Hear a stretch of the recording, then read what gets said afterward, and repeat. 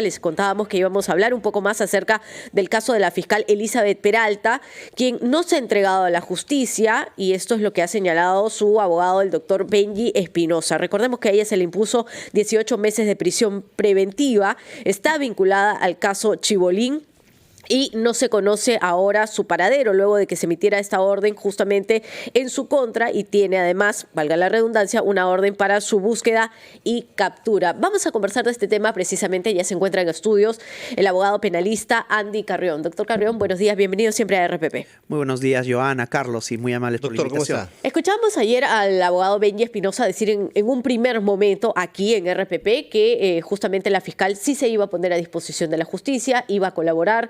Luego, tras cerca de una hora, la información fue distinta de parte del mismo abogado Benji Espinosa, pero también escuchábamos, por ejemplo, durante las audiencias y la respuesta del doctor Benji Espinosa, que Elizabeth Peralta no iba, por ejemplo, a entregar sus celulares o no iba a entregar una serie de equipos e informaciones que se le estaba solicitando, porque eso era incriminarse. ¿Qué ha sucedido, si podemos explicar un poco, entre esa última información y ahora que ella está no habida? Tal como tú lo acabas de describir, Joana, en un inicio, ni bien se supo de la resolución, el abogado de Elizabeth Peralta, de la fiscal superior, señaló de que se iba a entregar a la justicia. Sin embargo, luego de transcurridas las horas, simplemente ya se dio una información distinta, que es la que no se iba a someter a esta decisión judicial. Finalmente, el abogado puede aconsejar, pero quien toma la decisión, porque es una decisión personalísima, es el imputado, más aún cuando estamos hablando de una fiscal superior especializada en delitos de lavado de activos, que sabe absolutamente cuáles son las consecuencias de sus actos. Así es que por ahora tenemos una persona que simplemente no se va a someter a la decisión judicial que acaba de tomar la Corte Suprema, diría yo, en un final de película, ¿no? Porque recordemos de que esto primero estaba 3-2, es decir, a favor de la comparecencia, luego 3-3 y finalmente 4-3 con este voto dirimente que finalmente se decantó por la prisión preventiva. Doctor Carrión, analizando justamente el expediente y los fallos, ¿usted considera que se justifica la prisión preventiva a la doctora Peralta? Aquí hay que discutir dos elementos importantísimos, ¿no? Primero, si hay derecho o no a mentir, y luego el derecho a eso dijo ayer justamente el abogado, perdón que lo interrumpe, el abogado Benji Espinosa. Eso a mí me sorprendió. Yo no soy abogado, obviamente, pero me sorprendió que diga que una investigada tiene derecho a mentir.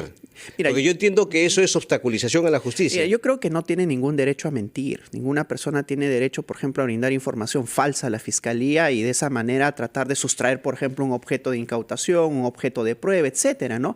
A lo que sí tenemos derecho todos, Carlos, es a guardar silencio.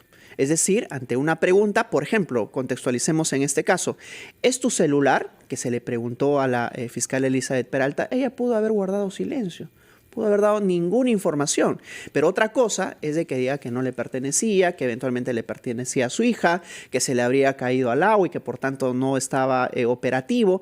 Esas informaciones ya significan obstruir la consecución de la prueba. Y por tanto no existe en ningún apartado jurídico el derecho a mentir.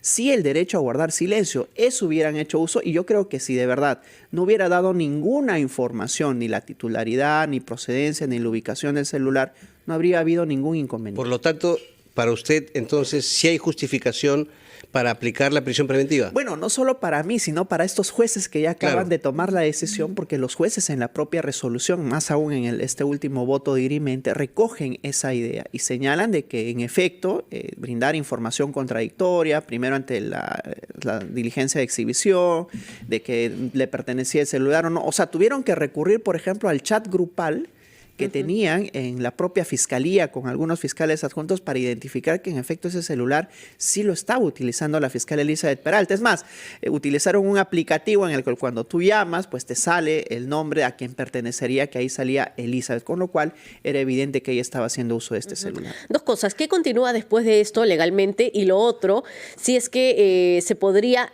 implicar de alguna manera al abogado Benji Espinosa, porque se dice que la última vez que se le vio a la fiscal Elizabeth Peralta es cuando ingresaba al estudio del doctor Benji Espinosa. Sí, ahí habría que contextualizar temporalmente la sucesión de hechos, ¿no? Recordemos de que hubo una audiencia justamente para que el juez dirimente decida el día lunes, programada el día lunes en la mañana, y se le ve pues a la fiscal Elizabeth Peralta acompañada ingresando al estudio jurídico del doctor Benji Espinosa. Yo creo que eso es lo más normal dentro de la asesoría y también del llevar adelante una audiencia. Sin embargo, la resolución, a pesar de que habían anunciado que se iba a conocer ese mismo día, se conoció al día siguiente. Entonces yo creo que ahí hay poco margen para poder trasladar algún tipo de responsabilidad al propio abogado de cara a favorecer quizás la sustracción de la justicia por parte de la fiscal Elizabeth Peralta.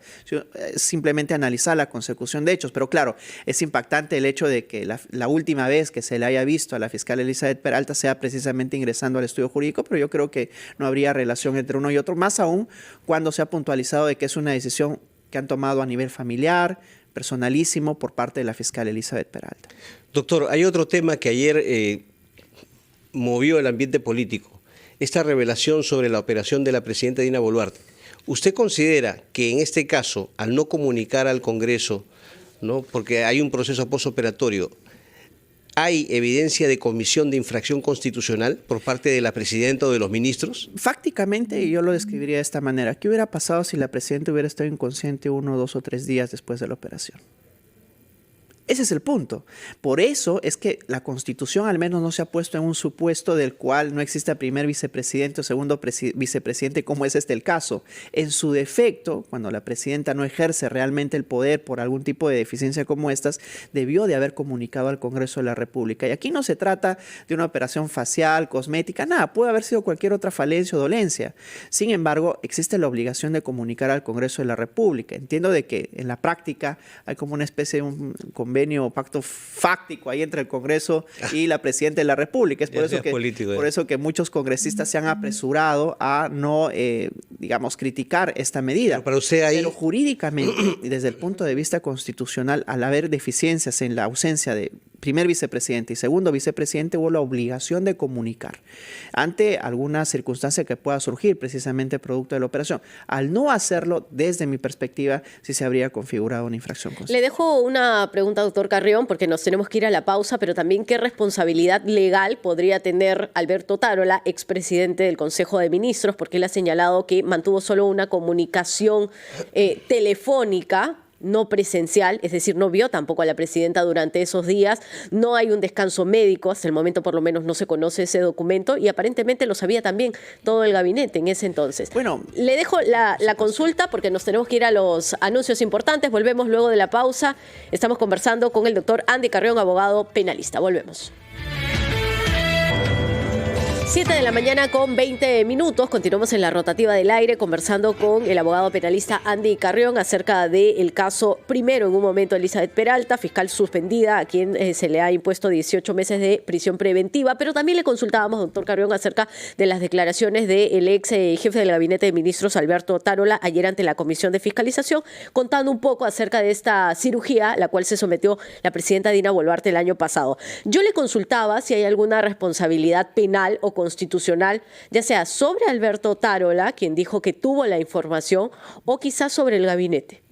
Bueno, habría que identificar primero quién estaba en la obligación de informar al Congreso de la República acerca de esta intervención, y al ser una responsabilidad personalísima, tuvo que haber informado directamente a la Presidenta de la República. Sin embargo, me sorprende un poco la oportunidad de la declaración, porque estamos hablando nada menos que de Alberto Tarola, quien es constitucionalista, por cierto. Quien él sabe cuáles son los alcances de que una presidenta, ante la ausencia del primer vicepresidente y segundo vicepresidente, tenga la obligación precisamente de comunicar este acontecimiento al Congreso de la República, ¿no? Yo creo que aquí podrían desprenderse algunas responsabilidades quizás políticas respecto al premier, pero no necesariamente responsabilidades penales. Doctor, otro tema. Ayer se supo que el presidente de la Federación Peruana de Fútbol, Agustín Lozano, ya no va a ser investigado por organización criminal, sino por otros delitos. ¿Usted cree que está bien sustentada esta posición de la Fiscalía? Bueno, la Fiscalía, en efecto, ha tomado la decisión de archivar el caso por organización criminal. Bueno, ellos le llaman adecuación. Pero ¿a raíz de qué surge todo esto? Recordemos de que hubo un pedido de detención preliminar en contra de Agustín Lozano y otros miembros de la Federación Peruana de Fútbol, que en una primera instancia fue concedida por el juez Concepción Carguancho. Sin embargo, en una segunda instancia, cuando se evaluó la apelación, la sala, conformada por 3 jueces, dijo, es que aquí no hay organización criminal. Y además de que debe de aplicarse la norma, la reforma, la 32.138, que es la reforma respecto a la organización criminal, que señala que los delitos como mínimo deben tener 5 años de prisión para que al menos entren dentro de la calificación de organización criminal. Y resulta que todos los delitos por los cuales ellos vienen siendo investigados, fraude en la administración de personas jurídicas, el delito de corrupción privada, entre otros, más bien están muy por debajo de 5 años, pueden ir de 2, incluso hasta 4 años. Y lo que dijo la sala es simplemente de manera determinante que aquí no hay organización criminal. Entonces, lo que ha hecho ahora la Fiscalía es tomar esa decisión y decir, bueno, si ya la sala, que es una entidad superior, ha tomado esta decisión, entonces todo lo que nosotros en adelante investiguemos en el marco de organización criminal va a decaer, porque van a presentar uno que otro recurso, vamos a gastar recursos del Estado persiguiendo un delito que ya no tiene sentido.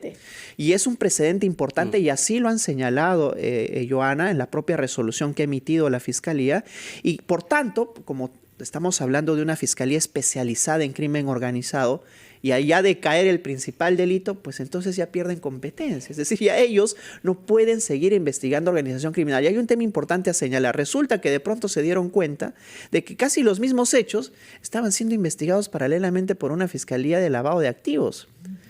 Lavado de activos y los otros delitos como fraude en la administración de personas jurídicas. Es por eso que en esta decisión la Fiscalía dijo, ya yo me inhibo, ya no tengo competencia porque no estoy investigando organización criminal y se lo derivo a la Fiscalía de lavado de activos. Y eso demuestra cierto abuso por parte de la Fiscalía, ¿no? Porque habían 2 investigaciones por mismos hechos, pero sin embargo ellos estaban investigando organización criminal.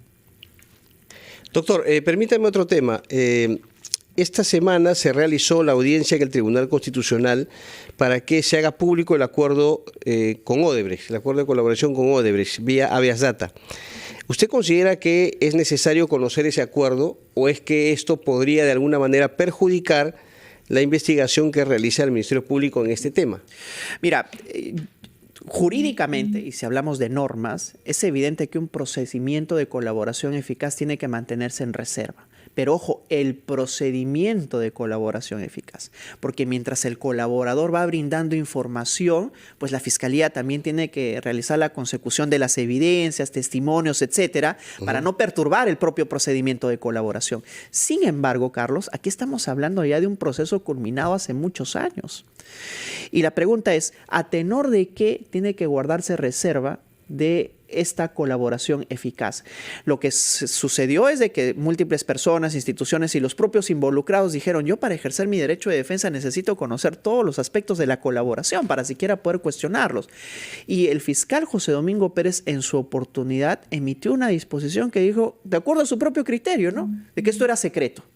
Bueno, pero la pregunta es, ¿se va a sobreponer un criterio de un fiscal que ha llevado adelante el procedimiento de colaboración eficaz por sobre la transparencia que debe de regir todo tipo de actuación pública? Más aún, Carlos, de que el día de hoy estamos advirtiendo incumplimientos por parte de la contraparte. Es decir, pero ¿cuáles, digamos, serían los intereses de la Fiscalía para poder un poco entender que se guarde o que se continúe guardando justamente? Bueno, quizás no someterse al escrutinio público de cuáles han sido los alcances y las cláusulas propias de un acuerdo, que quizás ha sido lesivo más bien para los intereses del Estado peruano.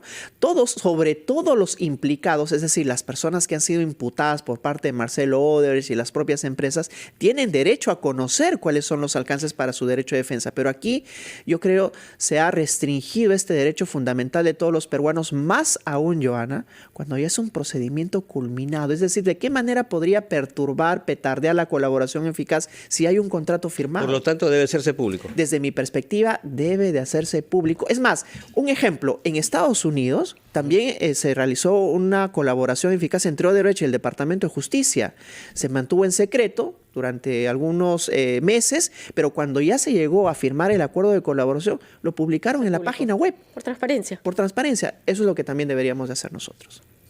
Doctor Andy Carrión, ha sido usted muy amable en acompañarnos Muchas esta gracias mañana. a ustedes. Muchas Muy gracias, buenos días. muy amable. El destacado abogado penalista Andy Carrión estuvo con nosotros.